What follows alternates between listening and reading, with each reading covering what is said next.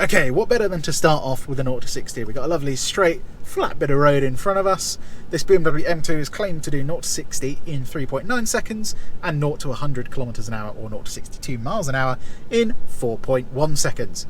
Let's put that to the test though, shall we? So to get into launch control, you have to have DSC off, transmission in S3, everything else in Sports Plus. You mash the brake all the way down to the floor, has to be hard down to the floor, then mash the throttle. Preparing launch control active, let's go!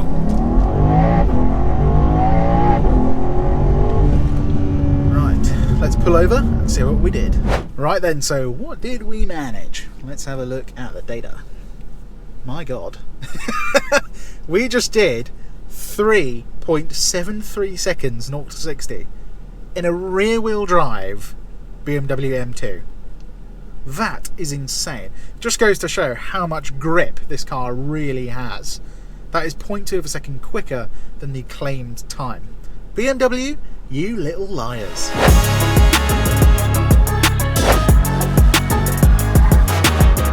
Today we're down at a place called CT Carbon for something a little bit more special than usual.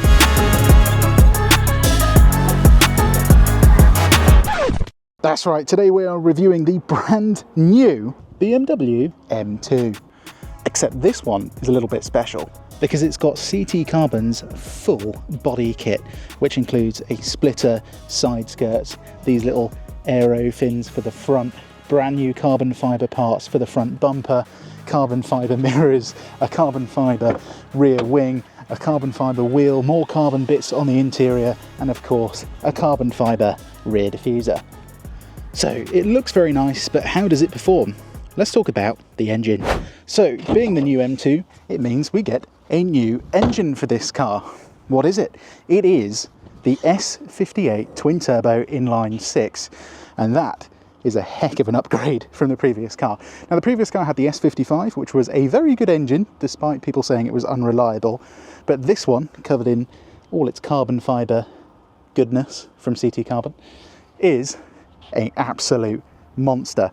Stock, it has 460 horsepower and 550 newton meters of torque, but the car enthusiasts among you will know this has insane headroom for tuning. A stage 1 map on this will take you north of 600 horsepower, which is just bonkers to me. This one though, despite all the carbon fibre in the engine bay, is actually stock. So I guess the only other question to answer now is how's it going to do on the 30 to 70 sprint? Let's find out.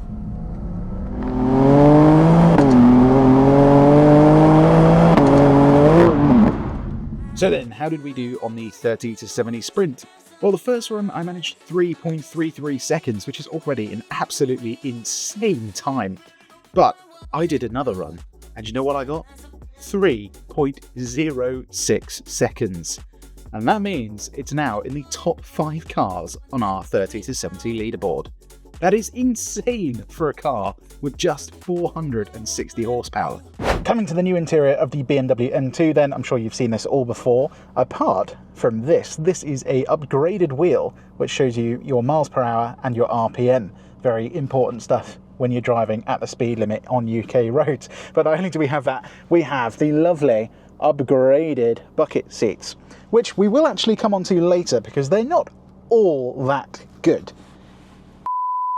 Right, I won't bore you with every single thing this car can do because you've obviously seen it before, but in general, it's a pretty good interior. The only thing I will say is that everything is now through the touchscreen, including the climate control, which means if I want my max AC on, I have to press the touchscreen, which is not super ideal, but of course you can use voice controls. In all honesty though, it's much easier to use a button. Thankfully though, they haven't gone completely touchscreen like a lot of other manufacturers. You still have a scroll wheel and some shortcut buttons to get you where you want to go.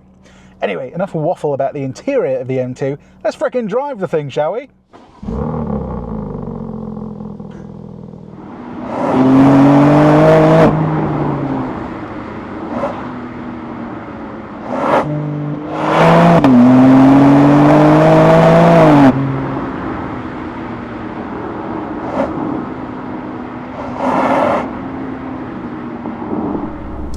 Let's see what the response is like coming onto the motorway before we go for some proper driving. So just in comfort mode, plant my foot. though this thing is rear-wheel drive, it gets up to speed very quickly. Response is really nice, actually. So one thing that's interesting about this engine, right, is that unlike the older S55, the torque comes in a lot later. So you don't get full torque until you're over 2,500 RPM in this thing, which is very late for a modern car. But what it does mean is that your full amount of torque stays with you until like 5,850 RPM, which is bonkers. But don't be scared, the drivability is still very good. So you can see now we're only sitting at like 1,000 revs, so I can actually use the steering wheel to show you. So like 1,500 RPM, just give it a tickle of the throttle, it downshifts one gear, and yeah, you don't feel any lag whatsoever. And the thing is, this ZF 8-speed gearbox is now calibrated so well that you don't notice that it's really changing down a gear. It doesn't go like, ugh, it doesn't really lurch. I noticed that in the older calibrations of ZF 8-speed gearboxes, they were definitely a bit more laggy, whereas this is just amazing. Like literally, indicator on, half throttle, and you're off immediately. Immediately. So fast. Then in terms of comfort on the motorway as well, I mean, it's brilliant, in all honesty. We're in comfort mode now, the damping is super, super supple. Feels like a regular BMW 2 Series, if not actually a little bit better. Feels less bouncy to me. Steering's nice and light in comfort mode as well. Wind noise is very low. The only thing you notice is that at 70 miles an hour, the road noise is actually a little bit higher than you might expect, but obviously being an M car, a lot of the bushings and things are quite a bit stiffer, and there's just more connections to the actual chassis. So yeah, you are unfortunately going to get a little bit more road noise, but it's still easy to live with. I mean, in all honesty, I would say this is like the perfect daily driver, apart from one thing, and that is the seats. If this was my car, I would actually not option the bucket seats, because even once you're in them, this little carbon fibre plate between your gonads is somewhat intrusive, to say the least. In the corners, it's just unreal. You just know there's so much more to be had in this thing. And even in terms of comfort, when you put it in Sports Plus, so if I put the damping in Sports Plus, obviously you feel the difference. I mean, you'd want to, right? When you got adaptive dampers. But it still feels quite supple. It's just very, very composed.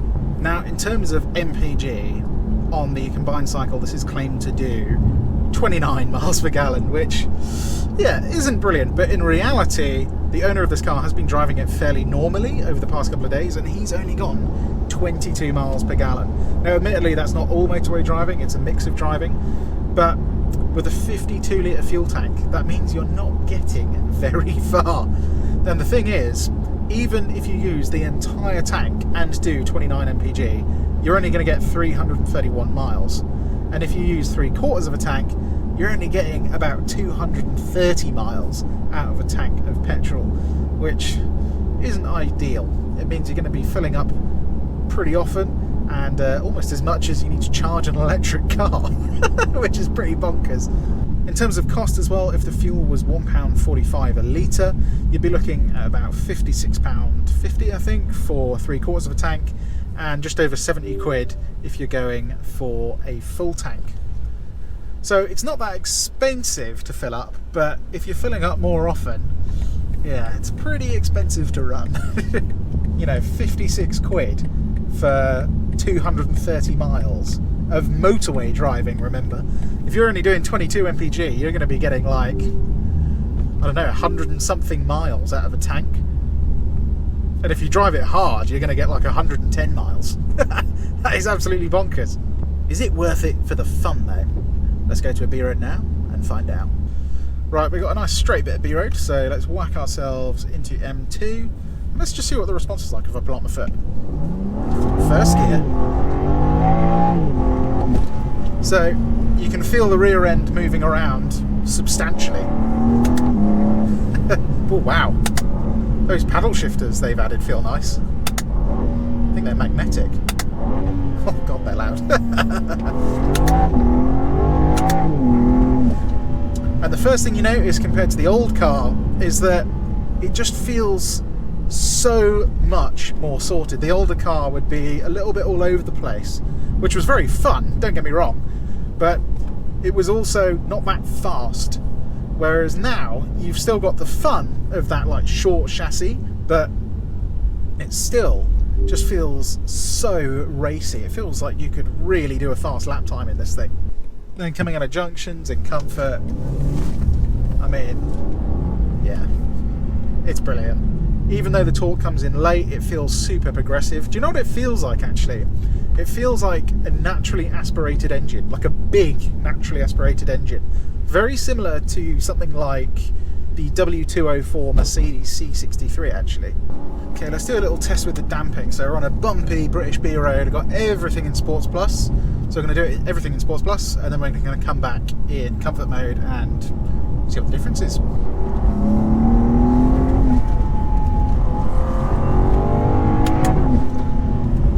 So even in Sports Plus mode, do you know what? Feels pretty good to me. And the rear, you can feel it stepping out, but it hooks so hard in the corners. It's going to be interesting to see if Comfort mode is any different. The thing is, I'm not really feeling the rear end kind of skip over bumps. It just feels like it's handling it, in all honesty.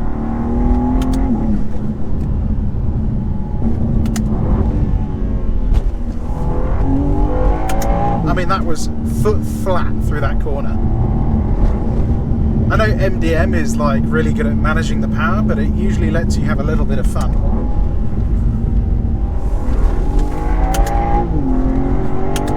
I mean, yeah, you can actually feel the car moving around, but it just wants to go fast. Right, let's spin ourselves around. And no, we don't want steering in comfort. We want suspension in comfort.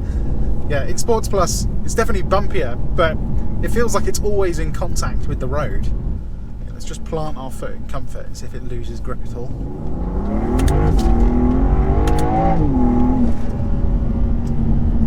No?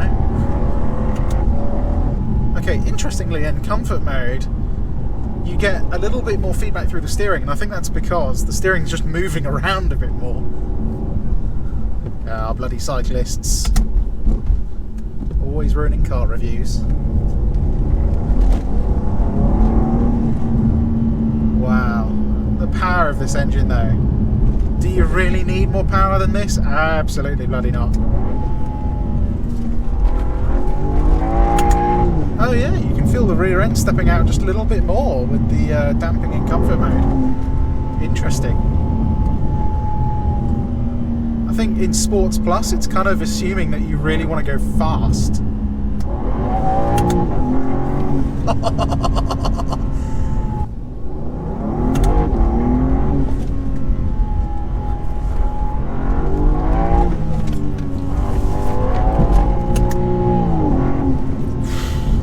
Yeah, it's got a lot more grip than the old BMW M2. So is it worth upgrading? I don't think there's anything like this car, in all honesty. It feels like a slightly more fun BMW M4. And it feels like you can take it to a track day and do a proper lap in it. The older M2, you certainly could do a proper lap, don't get me wrong, but you were always fighting traction for the rear end. You could never be like really serious with it unless you modified the suspension and put really sticky Toyo 888Rs on the rear. Whereas this, you know, Michelin Pilot Sport 4S on the rear, and you're golden. In all honesty, the damping is just a cut above. The engine is a cut above. It's easier to drive on a daily basis. Everything about this car, or actually no, almost everything is better than the previous M2. The only thing that's not quite as good is the weight. This thing weighs 1.7 tons, which, no matter how you cut it, is pretty porky for an M2. And unfortunately, you do actually kind of feel the weight a little bit. It definitely feels a bit chunkier than its predecessor. But still, there are a lot of things about this car that are better than the previous one. Anyway, since we are now out of petrol, I think we should probably wrap it up there. As always, if you enjoy content like this, please give us a like and why not subscribe? As not only can you see more content like this, you can see everything we have for sale, which doesn't include the car in this video, unfortunately. This car is actually owned by CT Carbon, so I'll put a link to their website down in the description below. You can check out all their work. We use them for our SUVs and some of our BMW 4 Series and 3 Series.